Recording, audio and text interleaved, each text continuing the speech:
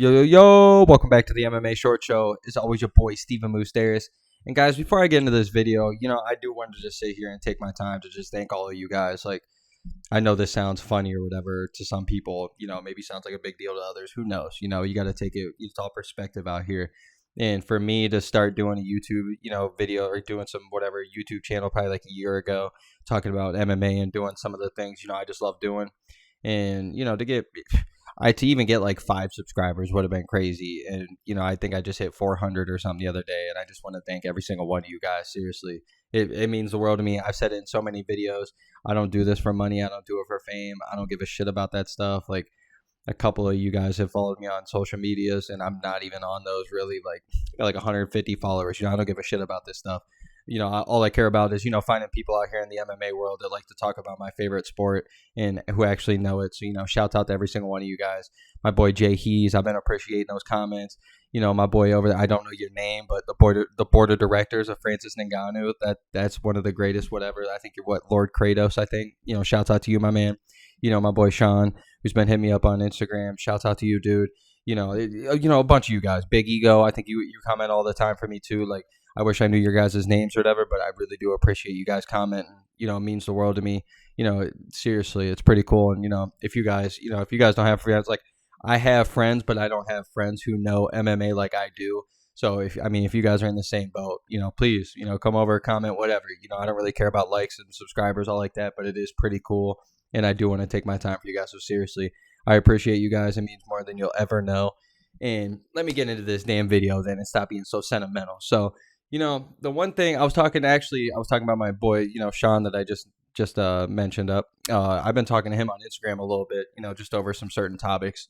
And, I'm sure some of you guys have probably saw the whole PFL wildness that's been going on this last week. And, more so, basically, outside of Francis Ngannou, their biggest signing they've had, in my opinion, would probably be the Shane Burgos signing that they just did this year. Got him from the UFC in his prime. Honestly, it's been pretty sweet, but it hasn't worked out as well as I think they probably would have hoped so.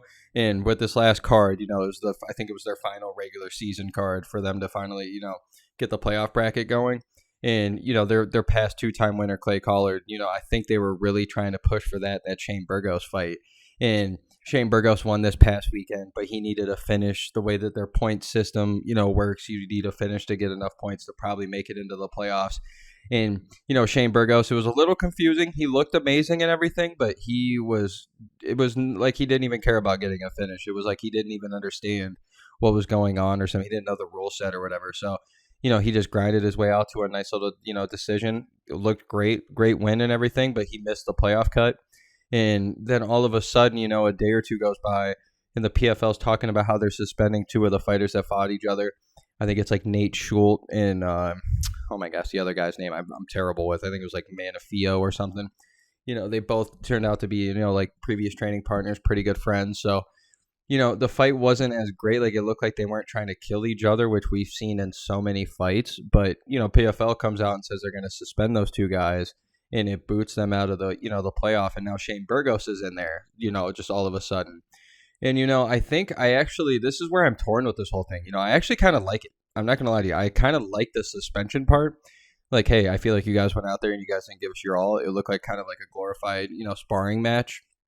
I don't necessarily agree all the time with certain ones. Like, some guys might just be trying to get it out there that night, and then the other guy was just really good defensively, or both guys were defensively, or maybe just flat. Like, it happens, especially in big main events when, championships on the line, and the guy's like, oh, I'm at the end of my, line, like Yoel Romero versus Israel Adesanya type thing. But, it was a little weird, and they come out suspending, and I just think it's what makes this really fucked up is the timing. And this is why I wanted to talk about it, man. The PFL, I feel like they're making their chance, like, they're making waves. There's all this talk about them getting a huge donation probably coming from the Saudis or something to keep them going, to really help promote them now that they have Francis. Like I said, they just got Francis Ngannou, which is huge. This whole regular season thing's pretty cool. The playoff thing's really cool. I really do like how they got the ref cam. I think is really fucking cool. Like, they're doing some awesome stuff, but every time they take an inch, they get pushed back a mile because these guys are failing drug tests. Some of their biggest guys. They signed Thiago Santos. That dude failed his drug test instantly. this is where it's getting a little choppy. And, I can't even hate on the drug test part because guess what, guys? If you guys were here for the beginning of the UFC, that shit was happening left and fucking right. Like, this shit's going to happen. So until they get that figured out, which they're still in their early stages, like, I do like what PFL is doing, but I think this hurts again. Is just what they're doing with Shane Burgos. Like, I don't know if you guys would agree, and I don't know the numbers and everything, but I mean, outside of Francis Ngannou, I wouldn't be shocked at all if Shane Burgos, when it comes to, I know they do the $1 million prize winners for the regular season winner in the playoff, whatever. That shit's cool. I do think that's awesome. But when it comes to contracts, Shane Burgos got to be a number 2 or number 3 guy when it comes to top contracts, like sign money and every promise money and everything. Shane Burgos has to be on there. And for him to miss the first playoff, like, it's not as big of a deal as if Francis misses the playoff next year, but like, it is pretty damn close. Like, we just got this guy from the UFC. He just came off a huge win. Like, oh my God, how? And so I don't know. I think it's a little corrupt. I think it's a little weird. Like, clearly, like, all these things are coming out now by managers and stuff from the 2 guys that got suspended. Clearly I'd be fucking pissed too. I'd be like, you guys matched us up. You knew that we were training partners, all these things. Like, we don't want to kill each other. Like, it just happened. And, also for you out there that are like, hey, quit being a pussy and just fight these guys. Yeah, I could agree as well. But also as somebody who's trained a bunch, like, this is why I'll never be a professional fighter, because I have way too much of a heart for my guys. Like, if all my friends that I've met through training, through Muay Thai and everything, when we spar, oh my gosh, like, yeah, I'm gonna like, go a little bit at you or whatever, but I'm never gonna throw enough to hurt you. Or even when I like kick somebody or something, I'll be like, oh dude, I'm so sorry. Like, I'm not cut out for it, straight up. I'll be honest with you guys. And I know professional fighters should be, but but I'm also very understanding of how tough that really is to have these guys fight each other. So, I don't know how I feel about the suspension to get Shane Burgos into the playoffs, which it feels like that's the play.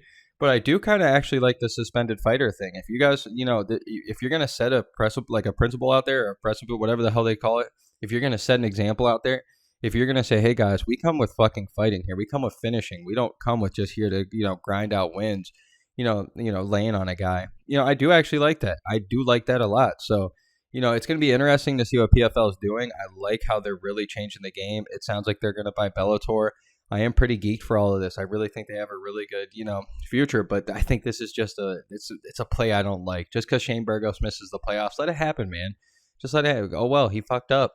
And just to suspend these guys for that, it's a little weird. I just hate the timing. If this was any other card and it didn't have to do with playoff placement, I'd be like, oh, I'm actually cool with that. I actually like that. But for it to be with the Shane Burgos thing, like I'm saying, as a broken clock, it's a little weird to me. So, you guys can tell me how you guys feel about it for sure. And who knows, if Shane Burgos goes on to win this tournament, like, okay, then we're going to be sitting there like, well, he shouldn't have been in it. So it's going to be tough. And if he gets beat quick instantly against Clay Collard in the first round, it's going to be tough, So as always, your boy, Steven Moustaris. And let's go, baby.